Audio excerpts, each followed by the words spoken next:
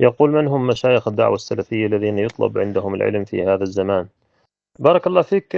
مشايخ الدعوة السلفية كثر ولله الحمد في هذا الزمان، وكان في زماننا منهم الألباني وعبيد وربيع المدخلي وابن عثيمين وابن باز وصالح الحيدان وأحمد النجمي ومقبل الوادعي، رحم الله الجميع هؤلاء الأموات، رحم الله الجميع. فهؤلاء كتبهم ومؤلفاتهم وصوتياتهم وجميع التراث الذي تركوه يستفاد منه، وهم أئمة الدعوة السلفية.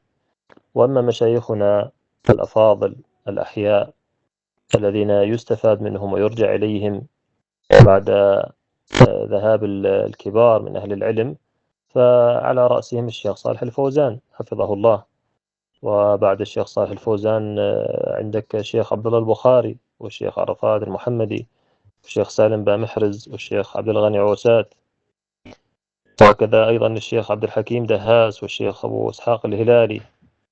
وفي المغرب مثلا عندك الشيخ يوسف العلمي المروني، وعندك في ليبيا ثلة طيبة من العلماء: الشيخ مجدي حفالة، الشيخ طارق درمان، الشيخ سالم منصوري، ويعني الشيخ حفيظ في اليمن، الشيخ منير السعدي باليمن، الشيخ عماد العدني، الشيخ صلاح كنتوش، والشيخ عباس الجونة، وهكذا كثير من العلماء، الشيخ يحيى النهاري، وأيضا الشيخ عبد الله الظفيري.